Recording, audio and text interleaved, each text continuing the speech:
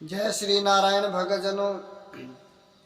भगतजनों कहते हैं कि गुप्तचरों ने दुर्योधन को बताया कि विदुर जी आपके खिलाफ धृतराष्ट्र को भड़का रहे थे और आपके खिलाफ बोल रहे थे। तो ये बात सुनकर के दुर्योधन को क्रोध आ जाता है और वह धृतराष्ट्र के पास जाते हैं और कहते हैं कि राजसभा में आप विदुर जी को बुलाइए। और वो आदेश दिलवाते हैं विदुर जी के पास कि आपको विदुर जी को राजसभा में बुलाया है। राजसभा में बुला करके विदुर जी का दुर्योधन बहुत अपमान करते हैं, अपमानित कर देते हैं। कहते हैं कि हे दासी पुत्र होकर के तुमने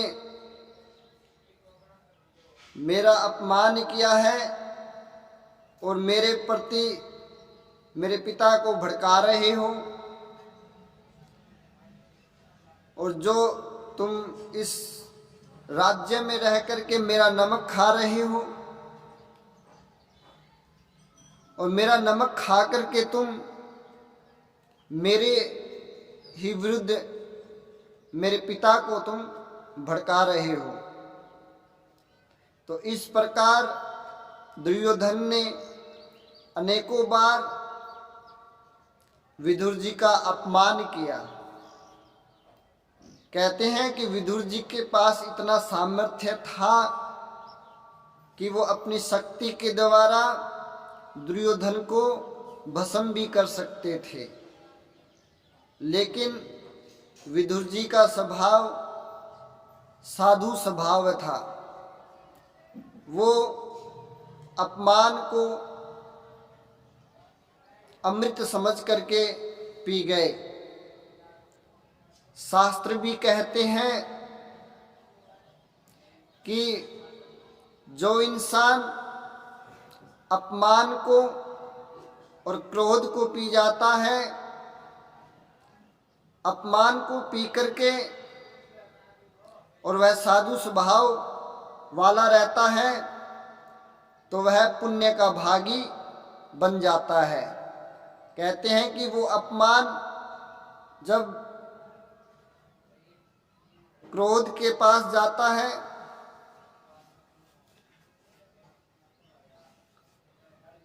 तो अपमान और क्रोध मिलकर के मनुष्य का नाश कर देते हैं। और उस क्रोध को जो पी जाता है, उस अपमान को जो पी जाता है, और जिसके पास सामर्थ्य होता है, वह इंसान अगर क्रोध को अपमान को पी जाता है और उसका स्वभाव साधु के जैसा हो जाता है और वह पुण्य के भागी बन जाते हैं। तो कहते हैं कि विदुर जी के पास इतनी शक्ति थी कि वो एक बार में ही दुर्योधन को भस्म कर सकते थे, लेकिन उनका स्वभाव साधु स्वभाव था। इस स्वभाव के चलते जो अपमान दुर्योधन ने विदुर जी का किया, तो विदुर जी ने वह भगवान का संकेत ही माना कि मैं यहाँ कौरवों में रहूँगा तो मैं पाप का भागी बनूंगा, और पाप का भागी बनूंगा तो मैं नरक का अधिकारी बन जाऊंगा। तो उन्होंने भगवान श्री कृष्ण का यह संकेत समझ करके वह तीर्थ यात्रा करने के लिए चले जाते हैं। तीर्थ यात्रा पर जब कहते हैं कि वो विदुर जी चले जाते हैं, तो पीछे से धृतराष्ट्र ने उनके लिए धन भिजवाया कि कहीं भी विदुर जी को किसी चीज़ की कोई कमी महसूस ना हो। तो इसलिए विदुर जी के लिए उन्होंने धन भिजवाया। लेकिन विदुर जी शांत स्वभाव और साधु स्वभाव वाले थे। वो अपना कम सामान में ही कम सामान में, कम चीज़ वस्तुओं में वो अपने जो यात्रा है,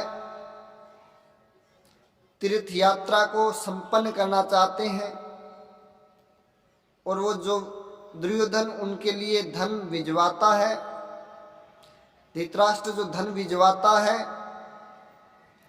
वह धन वो वापिस राजकोष में भिजवा देते हैं। कहते हैं कि तीर्थ यात्रा में जाओ तो अपने पाप लेकर के जाओ, न कि और कोई चीज की गठड़ी बांध करके लेकर के जाओ, या अपने पुण्य लेकर के जाओ। अगर आप पाप या पुण्य लेकर के जाओगे तो अगर आपके पाप होंगे तो उस तीर्थ यात्रा में आपके पाप धुल जाएंगे। अगर आप पुण्य लेकर के जाओगे तो और बड़े पुण्य के भागी बन जाओगे। तो विदुर जी अपने पुण्यों के साथ तीर्थ यात्रा में चले जाते हैं और वो तीर्थ यात्रा करते हैं। तो भगत जनों, आगे की कथा हम कल अगले पार्ट में करेंगे। बोलिए सच्चे सनातन धर्म की जय हो।